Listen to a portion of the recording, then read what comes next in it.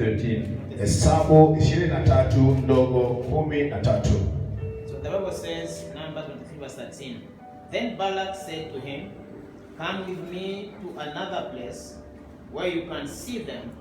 You will not see them all, but only the outskirts of their camp. And from there, curse them for me." Verse 14. Verse 14. Hallelujah. Hallelujah. Do you have the same Bible version that the man of God has? Nani akona version nyingine ya Biblia yenye ifanani na ya nabii? Ukiwa na NIV, uko na King James version ama New King James version? I'm reading from Amplified. Numbers 23:13. Balak said to him, "Come with me, I implore you, to another place from which you can see them, though you will see only the nearest and not all of them, and cast them for me from there." Hallelujah. Amen. Let's take again Numbers 23:19. Tusome kitabu hicho Hesabu 23:19 ndogo. Okay, Numbers 23:19. God is not a human that he should lie, not a human being that he should change his mind. Hallelujah. Does he speak and then not act? Amen.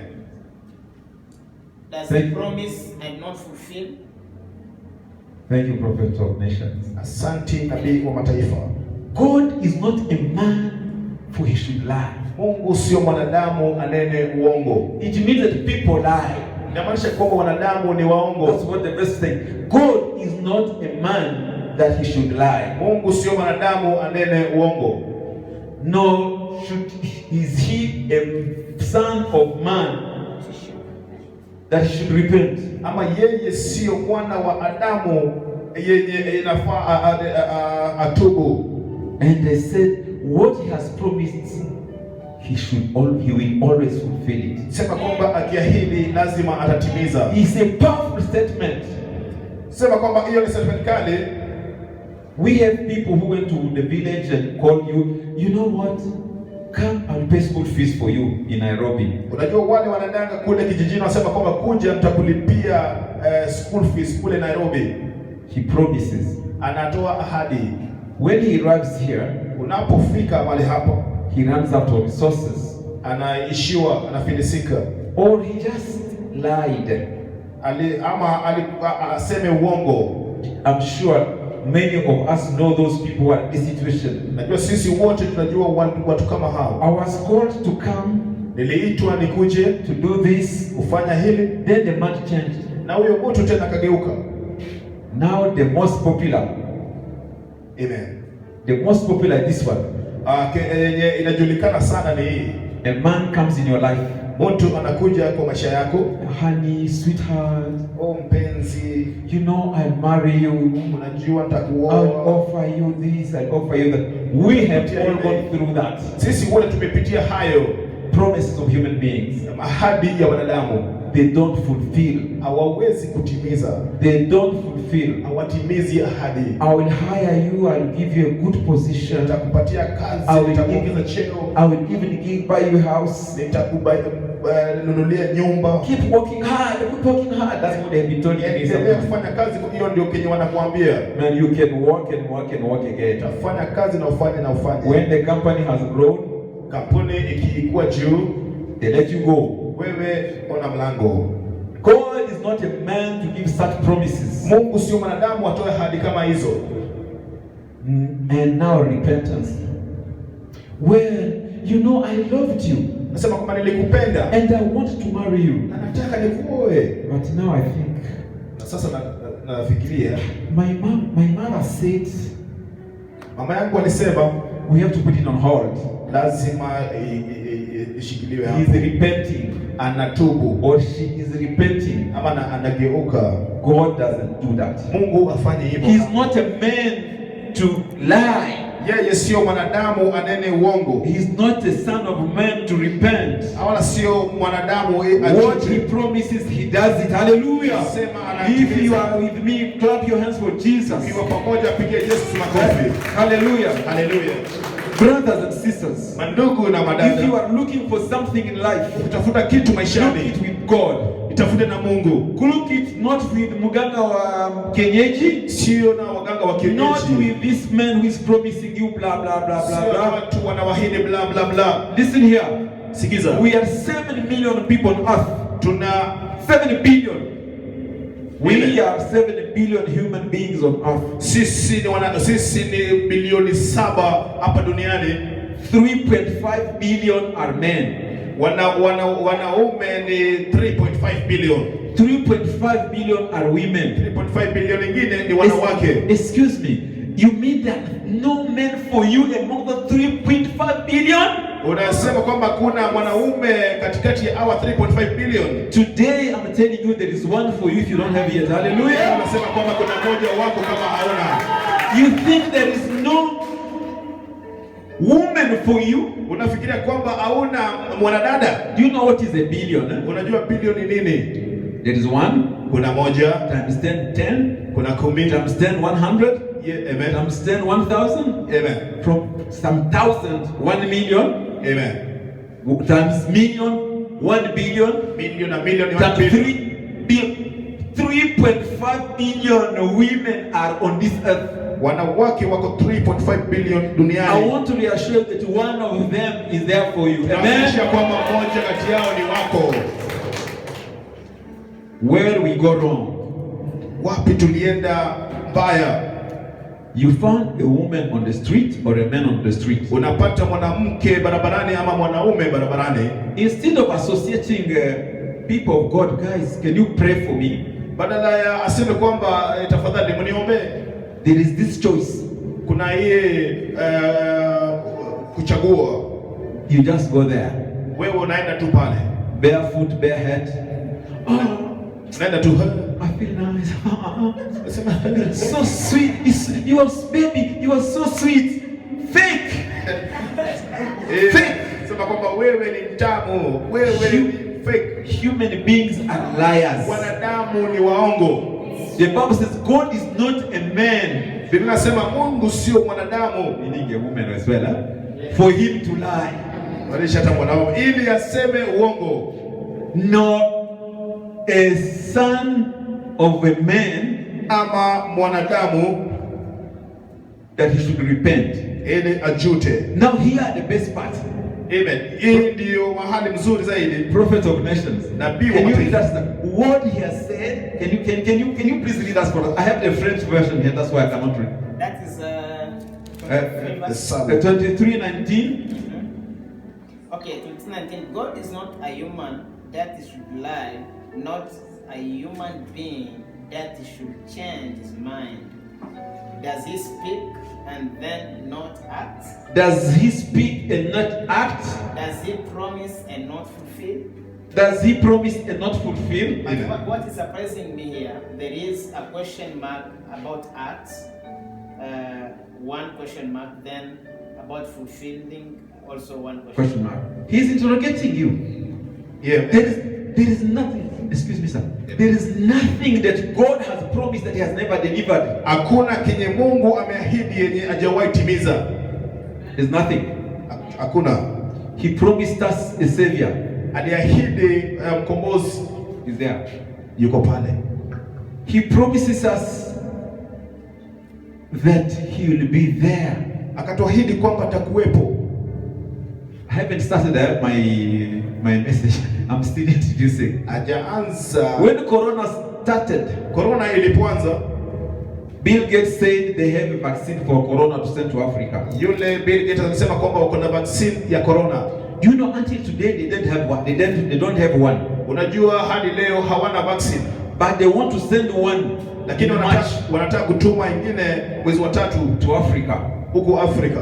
And they said Wakasema Corona will wipe out Africa. sema kwamba Corona itafagia Afrika. I start listening to our prophets. Akaanza kusikiliza manabii wetu. no prophet of Africa Hakuna nabii wa Afrika who said that was true. Africa was going to be wiped out of the map from the map of the world. Hakuna nabii wa Afrika alisema kwamba hiyo ni ukweli, corona itafagia Afrika.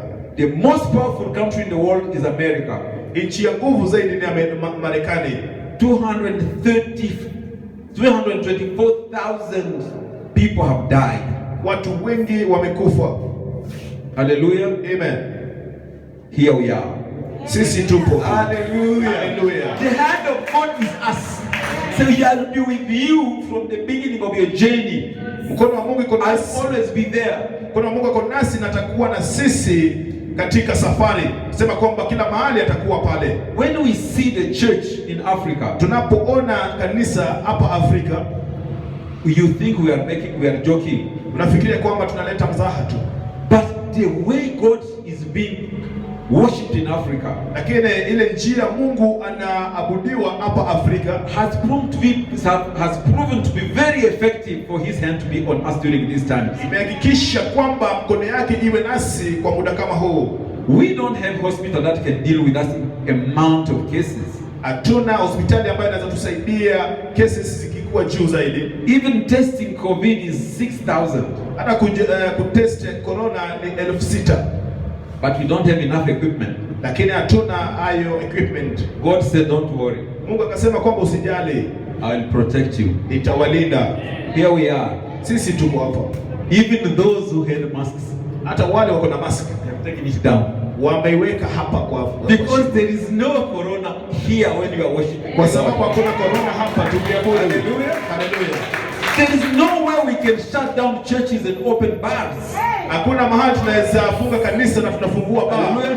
Hallelujah. In Tanzania, kule Tanzania, the president, I respect all presidents, but in Tanzania the president took a bold decision. Tanzania rais alichukua jukumu, no closing anything. Hakuna kufunga kitu. Are they dying more in Tanzania than in America? Je, wanakufa? Are they dying more in Tanzania than in France? Wanakufa Tanzania kuliko Hallelujah. Hallelujah. The man referred himself to God.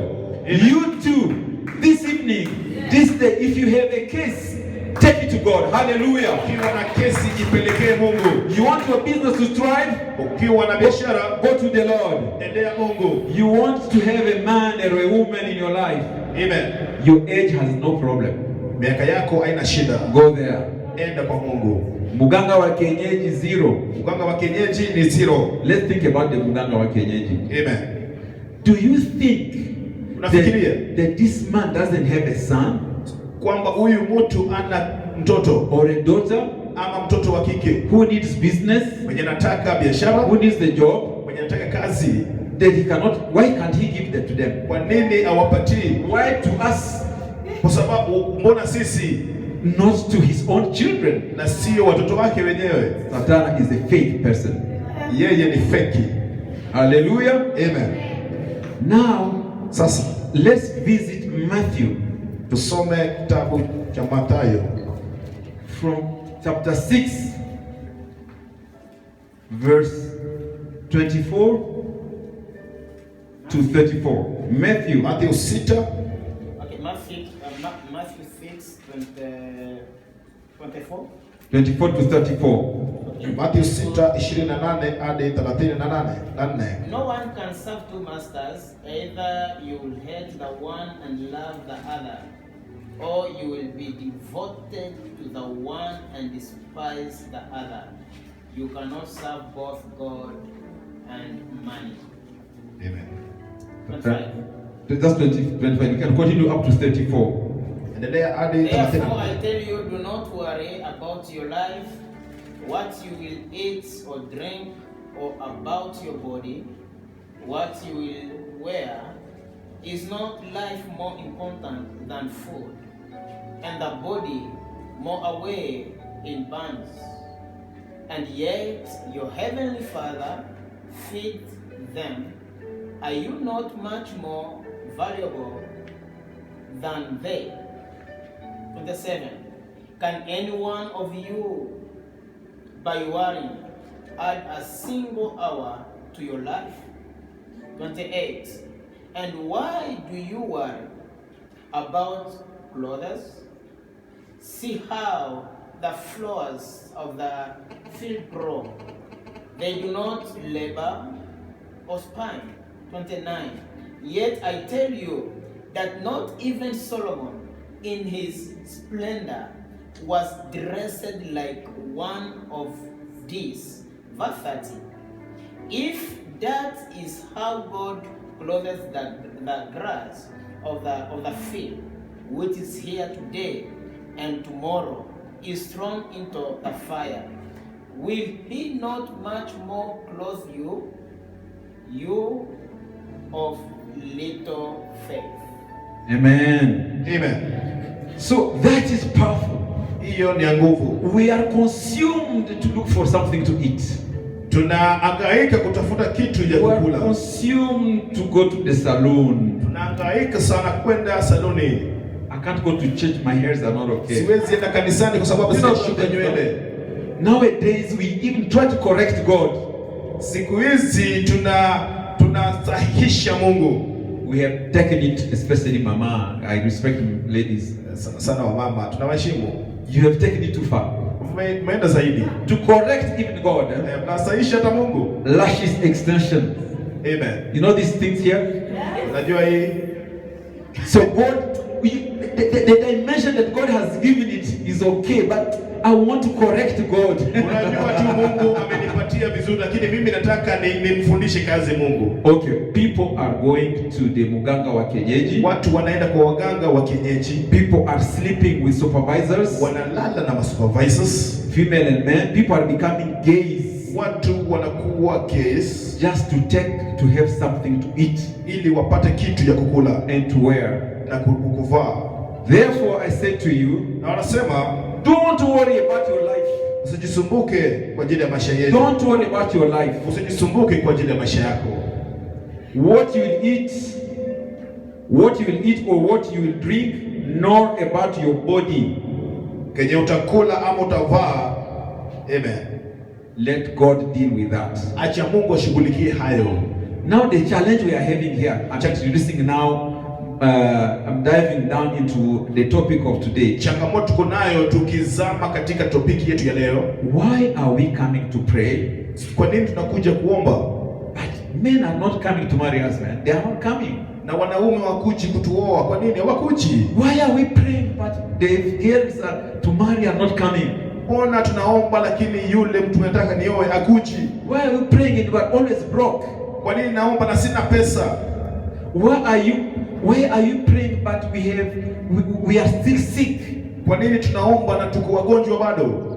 Today, leo, I want to give you a secret. Nataka niwapatie siri how to pray, jinsi ya kuomba and God answers. Na Mungu ajibu. That was the topic. How to pray, jinsi ya kuomba, and get answers from God. Upate jibu kwa Mungu. That will be short because I know we are short on time, but that's what I want to focus. The other one was introduction. Hiyo ndio tunataka tuzingatie. Ile ilikuwa tu introduction tu. We prayed with Prophet Matthew. Tunakuja kuomba na Nabii Matthew.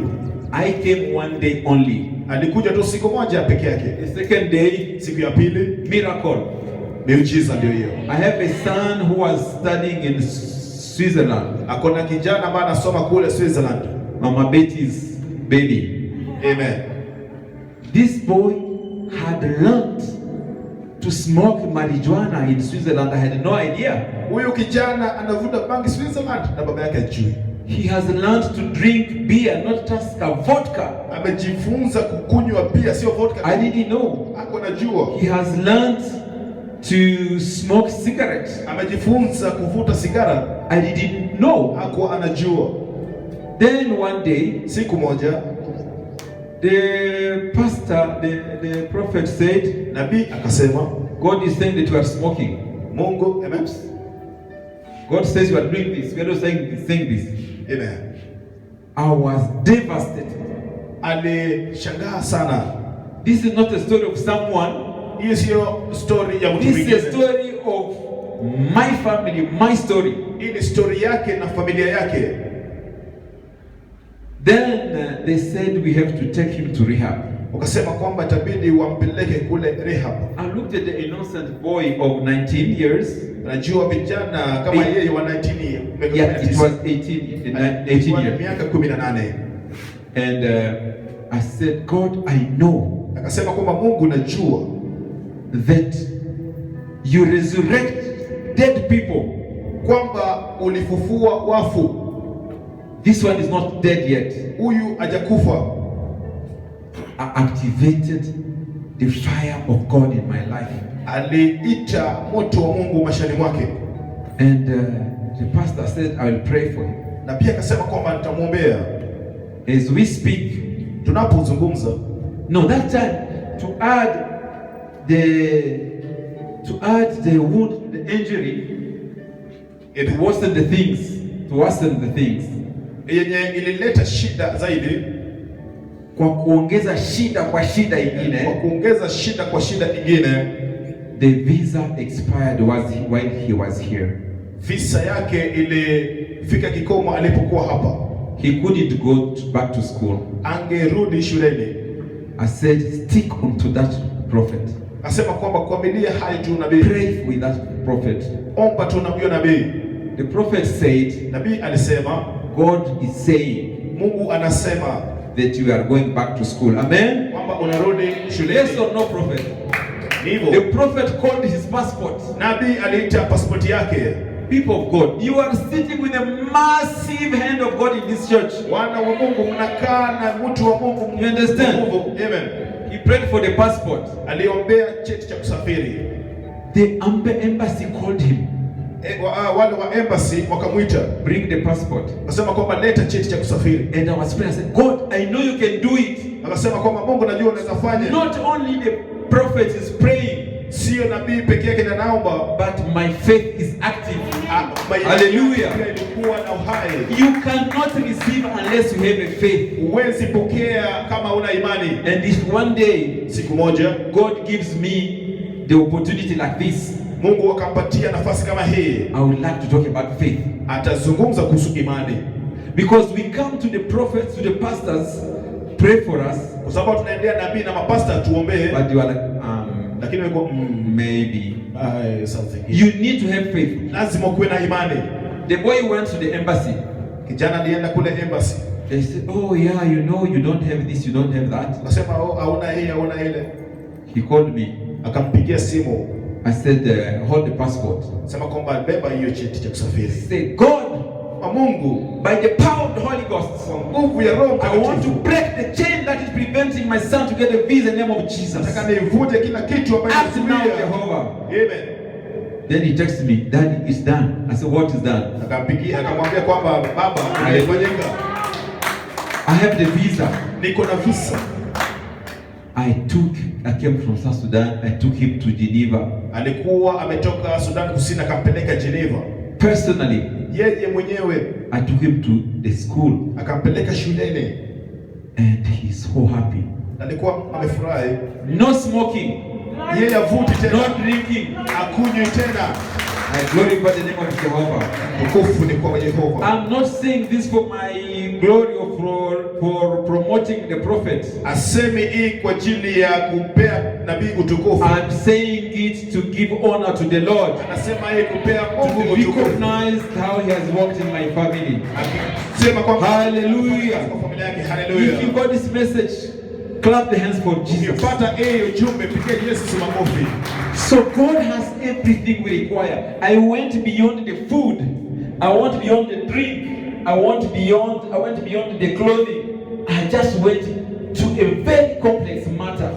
Amen. And showed you how you can use God. So the first thing is activate your faith. Step 1, activate your faith. Anasema kwamba inua imani yako. If you want God to bless you with money, with a husband, with a wife, if you want God to give you a promotion, activate first your faith. Ukitaka Mungu akupe cheo, akubariki na mke ama bwana, inua imani yako. And the faith is the container. Na imani ndio ile chombo. The container we use to collect blessings. Ile chombo tunatumia kupokea baraka. Deliverance. kupokea deliverance. Why? Amen. Okay. Amen. Why? Kwa nini? The blessings of God are always there. Baraka ya Mungu kila mara iko mahali pale nakuja. If you take a spoon, Ukichukua mwiko, teaspoon, ukichukua kijiko and you go in the well of the blessings of the Lord, na umeenda kwa baraka zake Mungu and you scoop, na uchote, you will go with a scoop of, suppose it was a well of water, right? kama ilikuwa ni chombo cha maji, Kisima cha maji, and you go to a kisima, na uende kwa kisima with the dimension of your container, na uende na hiyo kitu kama kijiko, teaspoon, kijiko. you go home, Utaenda nyumbani with 1 teaspoon of water. kama uko na maji kijiko moja tu. If you go to the well, Ukienda katika kisima and you collect with a glass of water, uende na ile glasi ya maji and you scoop the water, na uchote maji, you go home, utaenda nyumbani you will have a glass of water. utakuwa na glasi ya maji. If the man of God goes there with a bucket, Mtumishi wa Mungu akienda pale na beketi, ndoo, and then he scoop, na uchote, he will go home with a dough of water. ataenda na maji katika ndoo. If servant of the Lord Betty goes there with a drum, Mtumishi wa Mungu naye akienda kisimani na drum, if you pick, she picks her drum kama hiyo ya mafuta, na kichota hiyo drum kama ya mafuta, she will go home with a drum of water. ataenda na hiyo maji katika hiyo drum. All of us who went to the kisima, Sisi wote tukienda kisimani, we went human beings. tulienda na vitu tofauti, Tulienda kama watu, tulienda kama watu meme, but we used different containers. lakini tulitumia chombo tofauti. So the faith is like that. Imani pia ni namna hiyo. Mathematically, Ni mambo ya kihesabu. your level of blessings Aina ya baraka yako is equivalent, inatoshana, is proportionate to the amount of your faith. inatoshana na kadri ya imani yako. The bigger your faith, Ukubwa wa imani yako, the greater the blessing. baraka pia itakuwa kubwa. Are you getting me? Unatupata? If you're listening to me, please your hands. Inua mikono yako juu kama tuko pamoja. You need to activate your faith Lazima uinue imani in yako what can God do for you, kwa kila kitu ambacho unataka kufanyia, for him to do mighty things. ili afanye makuu. Kama faith yako ni ndogo kama kijiko ya chai, Imani yako ikiwa kidogo kama kijiko ya chai, you have blessings amounting to kijiko ya blessings. utakuwa baraka. If your blessing, Kijiko moja tu. if your faith is big like the drum, Imani yako ikiwa kubwa kama you drum, put many things. atauingiza vitu Today vingi. I'm asking you, if you don't have faith, Kama una if you imani, don't have faith, use my name of Jesus. I declare that faith will grow today in the name of Jesus. ile kama una imani tumia yake. Amen. If you don't have faith, you don't trust. Kama una imani, Say, God, lend me the faith of Cyprian, sema Yesu nipe so imani ya that I Cyprian, can reach those blessings. ili nifikie baraka hayo. So the way he has been healed, I was walking with the thing here Venye amewekwa sawa, alikuwa anatembea na hiyo chombo ya kumshikilia 3 days ago.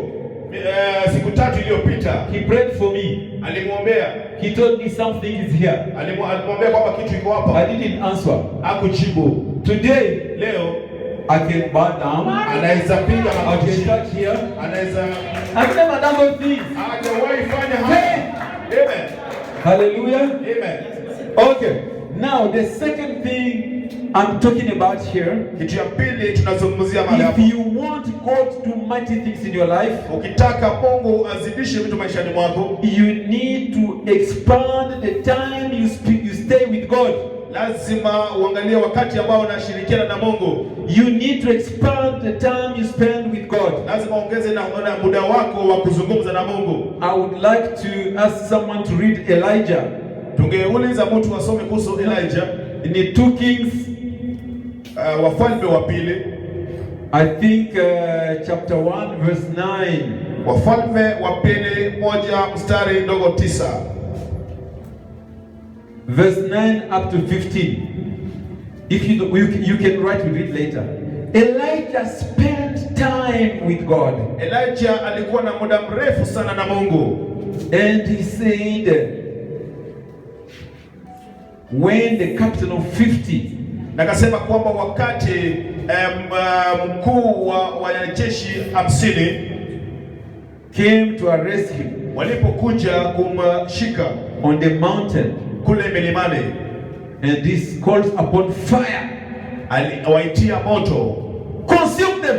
wamalize. The moment you are spending time with God, wakati ambao unashirikiana ama unakuwa na muda na Mungu, you develop a sense of command. Unakuwa na amri, unaweza toa amri. And he says, na akasema, let the fire to consume you. Moto kutoka mbinguni wamalize. 3 times. Mara 3 the fire came. Moto ilikuja, boom, na ikawachoma. Do you want to read that? Unataka kusoma haya? No, because of time, I think you will 2 Kings chapter 1 verse 9. Yeah. Okay? Amen. Unaweza andika, utasoma baadaye. So now I want to remind you guys, don't spend time on the TV. Tunataka kuwakumbusha kwamba usikuwe na muda mrefu sana ukiangalia televisheni. Spend time with God. Kuwa na muda na Mungu. At church, kanisani, at home prayers, ukiwa nyumbani. I like when I'm in the plane. Alipenda sana akiwa katika kule kwa ndege, akiwa ndani ya ndege. Lord, I thank you for being just God. Anasema kwamba Mungu, nakushukuru kwa kuwa wewe ni Mungu. Look at the skies. Angalia mawingu. Look at the stars. Angalia nyota. You mean you made all of this? Unamaanisha kwamba wewe ndio uliumba haya yote from your bare hands? Na mkono wako. Let me praise you. Nakusifu. Let me worship you. Wacha ni throughout the plane. Akiwa kwa ndege. I pray. Anaomba. So we have so many things we should praise Lord for. Kuna vitu mingi inatakana kumsifu Mungu kwa ajili yake. If I want to praise right now, kama nataka kumsifu mahali hapa, this church would have been big. Hii kanisa ingekuwa ni kubwa like TB Joshua's.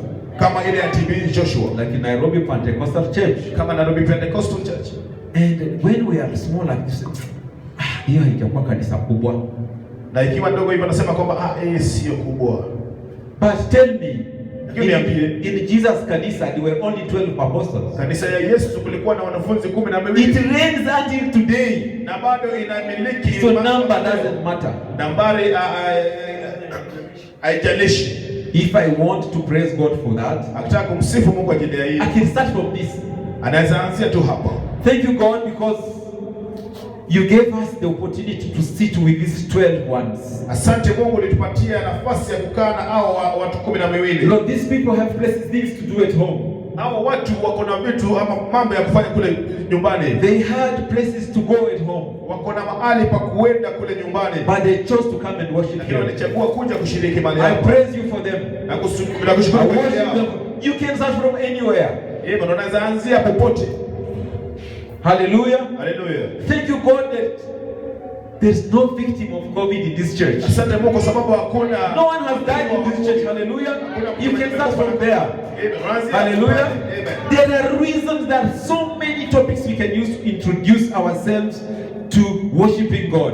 Tunaweza ingia mbele ya Mungu na tutumie kila kitu ama chochote kwa kumsifu Mwenyezi Mungu. When it comes to worshiping, tukiingia kwa kuabudu, it is something that struck my experience. Ni kitu ya kuongea kuhusu yale ambayo nimeona. I went to Nakuru. Alienda kule Nakuru to chill out, you know. Alienda tu kujivinjari tu, unajua. So I relax. Alitulia akajivinjari. In the morning I said I need to drive around the lake. Asubuhi akasema kwamba nataka niendeshe nione mto. So around the lake there is a road, no? Unajua kuna barabara karibu na hiyo mto. So I saw huge mammals. Akaona ndovu, hippopotamus, akaona kiboko, and there was birds. Ulikuwa mpaka na ndege. There was like a party of animals. Ilikuwa ni kama sherehe ya wanyama. So I was praying. Alikuwa naomba. Then those birds dominated me. They are praising God. I still have to compete with them. Say, Lord, I worship you. I adore you. I praise you. Blah, blah, blah. These guys are praising God and they don't have a car. I have a car. These guys are praising God, they don't have clothes. I have clothes. These guys are praising God, they don't have money. I have money. These guys are praising God, they have no food. I have food. They have no shamba. I have my shamba. What's wrong with me? God, please, accept my praise. Accept my donation. No. They beat me. They never get tired. Hallelujah. You know, the story is giving us the testimony. It's very powerful. So I'm going to welcome him back. I just want him to finish quickly because we have to go through prayers. He will come back. I will only add 2 points. But it will take maybe 5 minutes. I will call you back. Okay, can I do 2 minutes? Yeah, it's okay. So I was giving a prescription. Alikuwa anatoa hiyo prescription for you to activate God inside your life, ili umkaribishe Mungu ndani yako, so that you can call him by prayer and receive. Ili umuite kwa maombi na upokee. We said you need to expand the time you spend with God. Nasema kwamba lazima uongeze nafasi yako ya way Elijah was spending time with God on the mountain. Alikuwa anashirikiana na Mungu. The second I was saying is you need to confess sins. Ya pili lazima confess dhambi zako, because he says the prayer of a sinful person is makelele in his ears. Kwa sababu amesema maombi ya mwenye dhambi ni kelele mbele zake. So prayers cannot go unless we've confessed. I will leave the prophet to teach on confession next time. Tutawachia nabii afundishe kuhusu hiyo confession muda mwingine. The last one, not the last, I have many, but I may give the third one. Ya tatu is in Mark 16 verse 20. Marko 16:20. Servant of the Lord, can you read for us? Mtumishi wa Mungu tusome hiyo peke yake.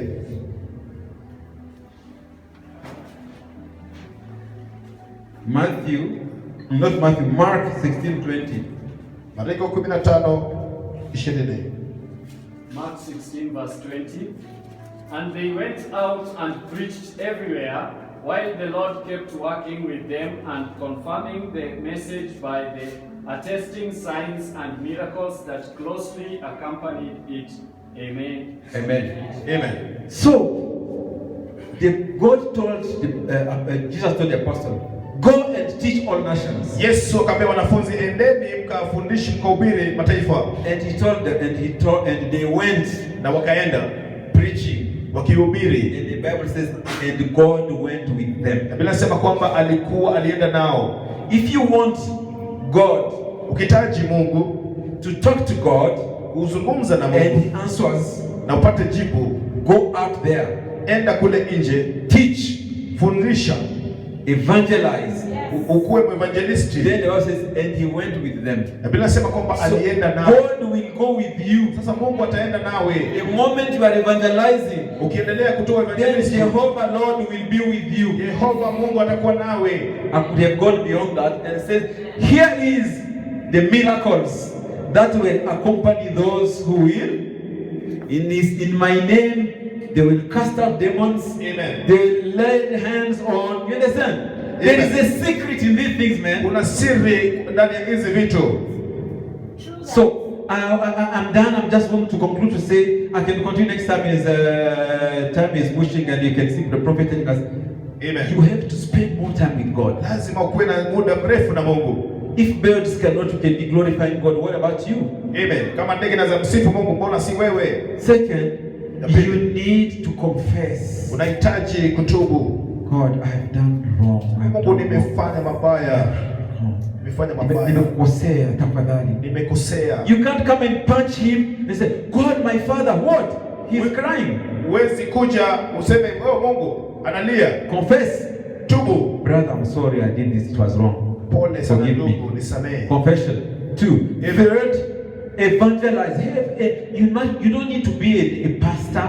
Ya tatu, lazima kuwe I'm not a pastor. Yeye sio pastor. I have just an evangelistic mindset. Yeye ni evangelisti tu kwa. Have an evangelistic mindset. You don't even need to be an evangelist. Si lazima kuwe evangelisti pia. Jamaa, nitakwambia hivi, tuongee kwanza kuhusu Jehova. Unajua Mungu ni mkubwa sana. You can start the thing there. Amen. The other day I was at work and somebody was doing this. Then I prayed, and you can try that, man. God is good, evangelistic mindset. The moment you started, you went preaching and God went with them. Wakianza kuhubiri, Mungu alikuwa na wewe. So I want to give a bonus. Forgiveness. Forgive, and forgive. Hallelujah. Thank you so much. Let's come and for Jesus. Yesu makofi. Let the glory be to him again. Let's keep using these powerful prophets. Aendelee kutumia huyu nabii wa nguvu. Prophet, nitaka niseme hivi. I'll say it in Kiswahili. Amen. Do you know that Jesus started preaching when he was 30 years? Unajua kwamba Yesu alianza kuhubiri kama kana miaka 30. Our prophet got a very special call before 30 years. God is using him. Nabii alifanya thank God for that. Let's thank God and let's clap our hands for Jesus. Hallelujah. God bless you. Mungu awabariki. Thank you, man of God. Asanteni sana. Mungu awabariki. Hallelujah. Let us clap our hands for him again. Tupige Yesu makofi tena. So we thank God. Tunashukuru Mungu. We give him glory, honor and praise. Hapa utukufu na shukrani. You know, it is because of curfew, because of the time the government has given us just 2 hours. Kwa sababu ya muda yenye serikali imetupatia misali miwili tu. But we could give him more time to continue. Na tungempatia muda mrefu aendelee. But we thank God. Tunamshukuru Mungu. What we have gotten through what God has used him to speak to us. Wakati ametufundisha, Mungu ametumia ili atufundishe. And that is very powerful. Hiyo ni nguvu. God bless you, sir. Mungu akubariki sana. Hallelujah. Hallelujah. And also we thank God for the testimony. Nashukuru Mungu kwa ushuhuda which God has which God did into his life. yenye Mungu amefanya kwa maisha yake. So we are not delaying. Sasa atupotezi muda. I want just to welcome the present worship team for one song. Karibisha vikundi ya sifa kwa nyimbo moja tu. Then we go through prayers. Na tunaenda kwa maombi. Welcome. Thank you. Simama.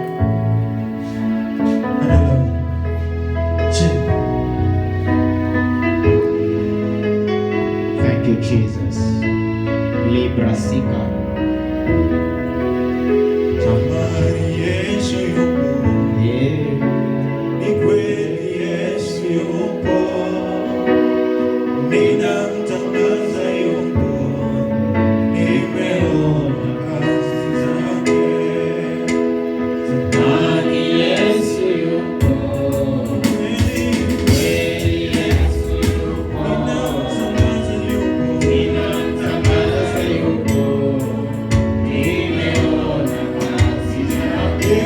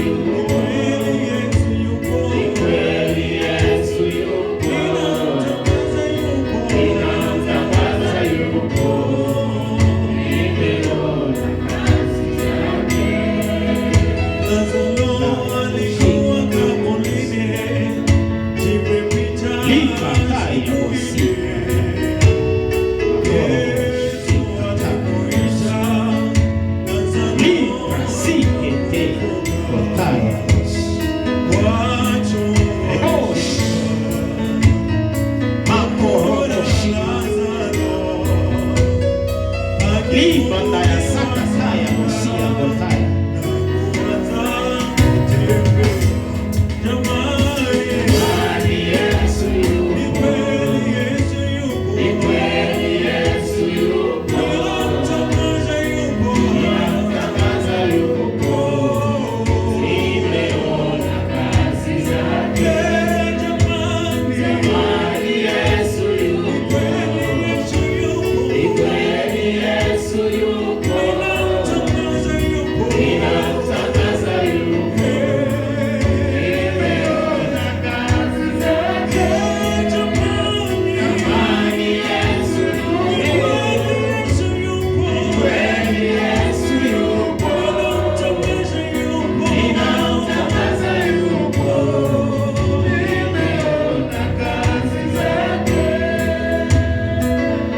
Prepare your offering. Come and give the house of God. Andaa sadaka na kujitoa katika nyumba la Bwana. Father, we thank you. Tunamshukuru